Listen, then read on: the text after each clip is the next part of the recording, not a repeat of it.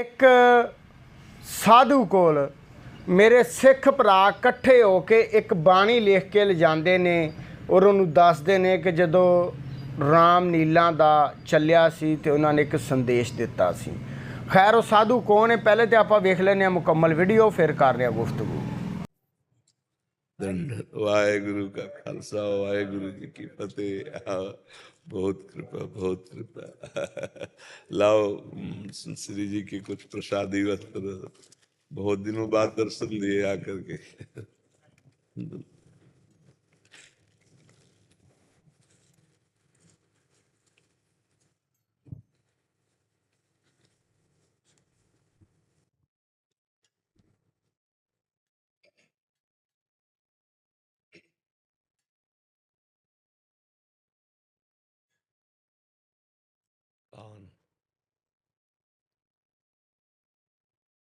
राधे राम।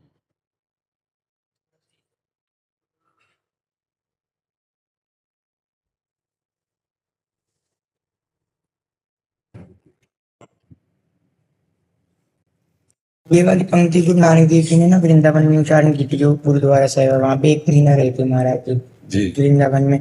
तो यहाँ पे रामलीला का कुछ पूरा था, तो महाराज ने कहा था कि असली में जो है अंदर मन में राम जी की लीला करो, ये बाहर के तमाशे से भगवान खुश नहीं करने से खुश नहीं होंगे, अंदर के भाव से खुश होंगे। बिल्कुल, अगर अंदर का भाव नहीं है ना तो बाहर से सुख नहीं मिल पाएगा। बाहर की लिए तो बात तो देखो, जो हम बाह्य पूजा करते हैं उसका फल होता है अंतर में घुसना, अंतर्मुख होना।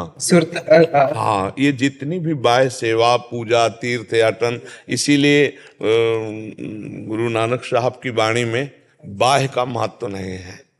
बाह्य का नहीं कि आप जट्टा रखा लिए, आप लंगोटी पहन लिए, आप ये कर लिए और अंदर से आप शून्य हो, भजन नहीं है, परमात्मा का निरंतर चिंतन नहीं है। खास बात पकड़ करके गुरुवाणी जी कहते अंदर का चिंतन आपका क्या जी महाराज जी। आप मान लो बाहर से छवि पूज रहे हो, मूर्ति पूज रहे हो और अंदर परमात्मा को नहीं देख रहे हो किसी के, तो फिर इसके बाद मनमानी पापाचरण करो तो पूजा से मतलब क्या रह गया, है ना। अगर बाह्य पूजा को आप केवल भगवान मानते हो और अंदर आप अपने भगवान नहीं देखे, दूसरों के नहीं देखे, तो आपका व्यवहार गलत होगा। तो बाह्य पूजा का क्या फल मिला है? बाह्य पूजा का फल है अंतर्मुख हो जाना। हाँ, अंतर ही अंतर में परमात्मा चिंतन करते हुए सब में परमात्मा का दर्शन करना, ये सबसे बड़ी पूजा है। तो ये तो प्रारंभिक पूजा होती, जैसे बाहर की पूजा है, बाहर की ये सब बातें हैं, उसका फल होता है अंतर्मुख होना, अंतर्मुख होना। एक प्रश्न था जी, मेरा ब्रह्म ज्ञान क्या होता है, कैसे प्राप्त होएगा जी, इसे प्राप्त करके अनुभव कैसा होगा? हाँ, इस तीनों बातों को तो 2 मिनट बैठ जा, फिर बैठ, हाँ बैठ जा। ब्रह्म ज्ञान आत्मस्वरूप, जो अपनी आत्मा है, जो मैं हूं, ये तो है नहीं, ये तो ढांचा पांच भौतिक है। ये ब्रह्म ज्ञान में इसका त्याग किया गया है, शरीर का राग त्याग किया गया है, और मन और इंद्रियों के जो भोग हैं वो मेरे नहीं हैं, मन और इंद्रियों के हैं। एक है ये स्थूल शरीर और एक है सूक्ष्म शरीर। सूक्ष्म शरीर का अनुभव होता है जब स्थूल शरीर सोया होता है, और स्वप्न में जो शरीर होता है स्वाप्निक, वो केवल सूक्ष्म शरीर होता है। उसमें हम देखते हैं कि अच्छा बुरा, मार पीट, सुख दुख, लेकिन ये स्थूल शरीर तो सैया में आराम से सोया होता है, लेकिन स्वप्न में जो सुख दुख का अनुभव होता है वो होता है सूक्ष्म शरीर से। और फिर है कारण शरीर। कारण शरीर का अनुभव होता है जैसे हम खूब नींद में सो गए गाढ़, फिर हमें आया कि आज 5 घंटे में बहुत सोए, 5 घंटे बहुत सोए, तो जो आत्मा साक्षी है वो उसको अनुभव करा रहा है। तो स्थूल सूक्ष्म कारण, स्थूल जागृत अवस्था ये, सूक्ष्म स्वप्नावस्था, कारण सुषुप्ति अवस्था, और जो तीनों को जानता है साक्षी परमेश्वर, वही आत्मा स्वरूप है और उसको अनुभव करना है। ये तो बात हो गई उसकी। इन तीनों शरीरों से रहित होकर उसका अनुभव करना है, ब्रह्म ज्ञान प्राप्त करना। और उसके अनुभव की स्थिति में पहुंचने के लिए गुरु कृपा अत्यंत अनिवार्य है, क्योंकि इस शरीर से राग छोड़ना बहुत कठिन है। मगर आनंद होता है वहां? आनंद नहीं, परमानंद। हाँ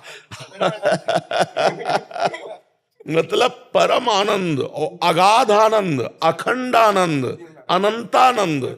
हाँ, तभी तो बड़े बड़े संत महात्माओं को, बड़े गुरुजनों को इतना जब कष्ट दिया गया तब भी मुस्कुरा के बोले तेरा किया मीठा लगे। वाहिगुरु का हर विधान सर माथे और परमानंद में। तो स्थूल शरीर को कष्ट दिया जा रहा है क्योंकि और कर्म के अनुसार है नहीं जी महाराज। ये कर्म साधारण प्राणियों के शरीर पे होता है, समर्थ पुरुषों में नहीं।